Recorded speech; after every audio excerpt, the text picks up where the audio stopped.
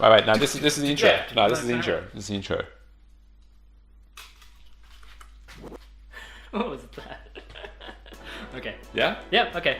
Hey guys, welcome back to Decaf News. We're your hosts. I'm Josh, I'm Alex.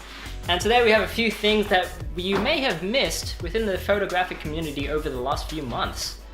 We like to call this the January-February roundup. Roundup. Ooh, not a squirrel. Do you watch the Olympics, Alex? Sometimes I do. Sporting events as big as the Winter Olympics usually involve a lot of cameras, but we never really think about how much equipment is used, don't we?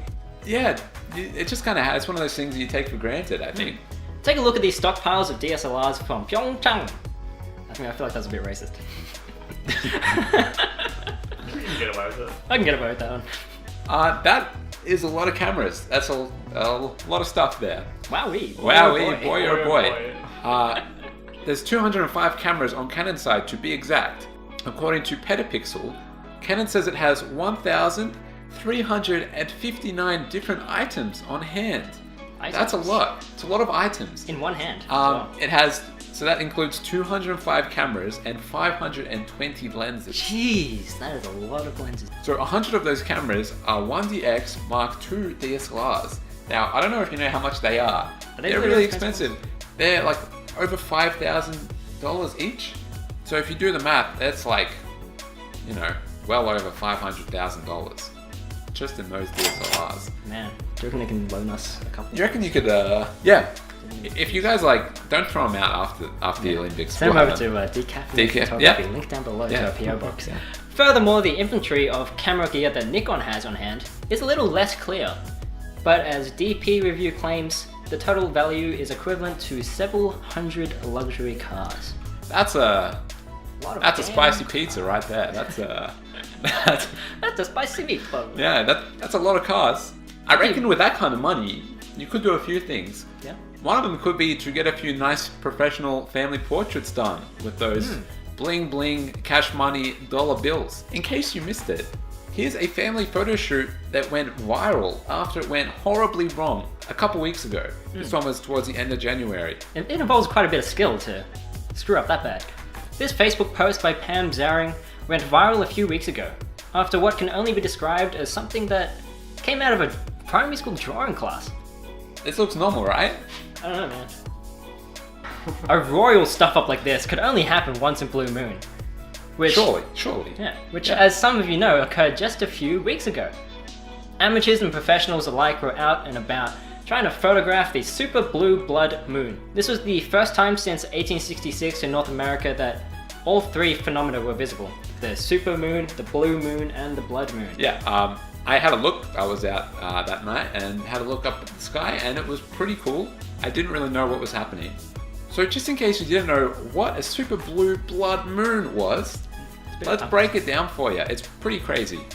A supermoon is when the moon appears larger than usual, hence the name super. Contrary to popular belief, a blue moon isn't actually referring to the color.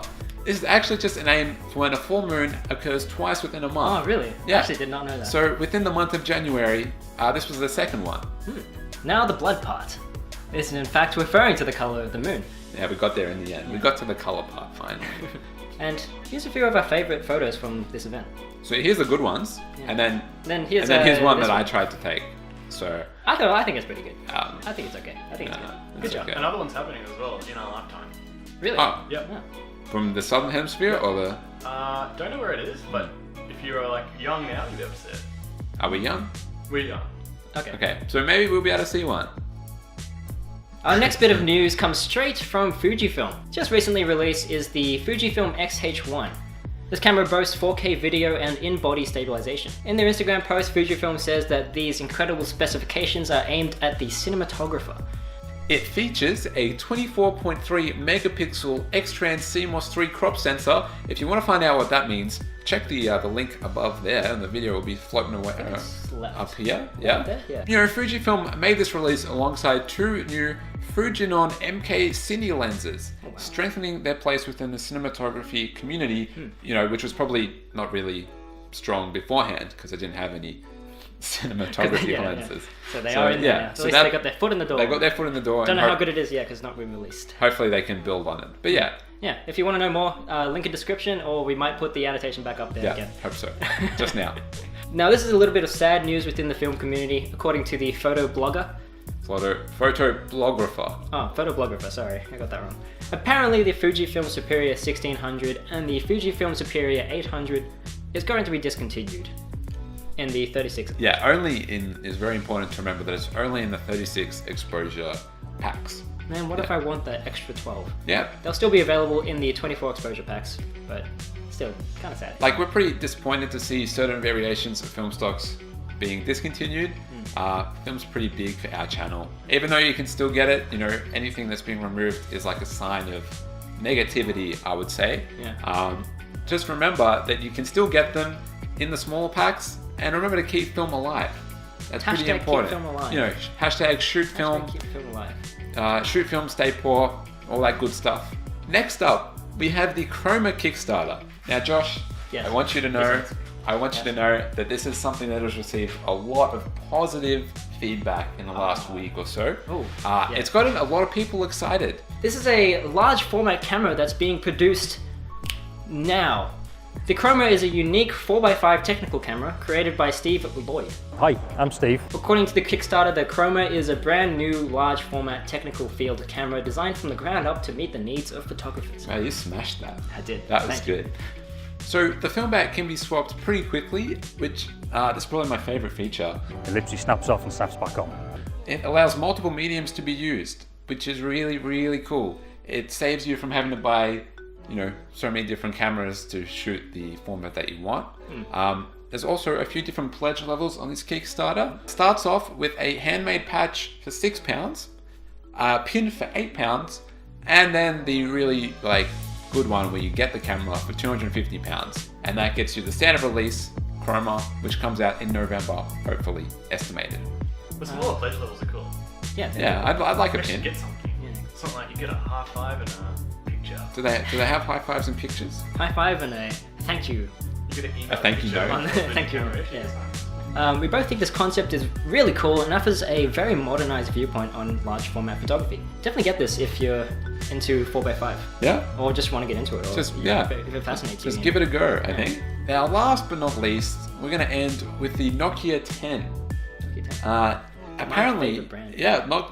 Look, Josh has just been going on tangents like the last week about Nokia. And Nokia. He just gets 10 different web pages up and has this Nokia phone was better than this Samsung phone, and It's the true. camera was so good. If they didn't back Windows 10, I reckon they'll be the top dog. He's obsessed. So he's really excited about this concept. Apparently, the Nokia 10 will have a Penta lens camera. Josh, what will that include? The phone is rumored to have 5 lenses and arranged in a circular pattern with a LED flash somewhere in there. So they're not all different focal lengths, are they? We're not too sure at the moment. It's all rumors. Yeah. It's all being leaked. Yeah, I'm very excited for this because Nokia has been partnered with Zeiss for quite some time, and they've created some amazing smartphone cameras through it. Namely, the Nokia 1020. That's an amazing camera phone. And with the 5 lens setup, it's just nothing that we've ever seen before. We see dual cameras a lot, but 5 cameras just seems ridiculous. And I want to see how they implement it. Yeah, you do see the dual cameras, but the Penta lens concept is mind blowing. It's pretty cool. Does it spin around? That's also a rumor. Yeah, Like legit. turn? A revolver-like rumor is it Makes spins sense. around. It Has to spin. Has to spin. Yeah. Does it? Has to spin, Has to man. spin. Imagine To make it look cool, it has to spin. Has to spin. It has to spin. Okay, alright. Has to spin, It's Alex. the new fidget Alright. spinner. Has Okay. to spin. I'm sorry. Fidget Yeah, spinner. they made a Okay. fidget spinner. spinner. A Nokia 10 fidget spinner camera. There we have it. That was our news roundup for January and February. We hope you learned something today. And if there's anything else worthy of mentioning that you think we missed, be sure to let us know down below in the comments. As always, this has been Decaffeinated Photography, and we'll catch you next time. See you later.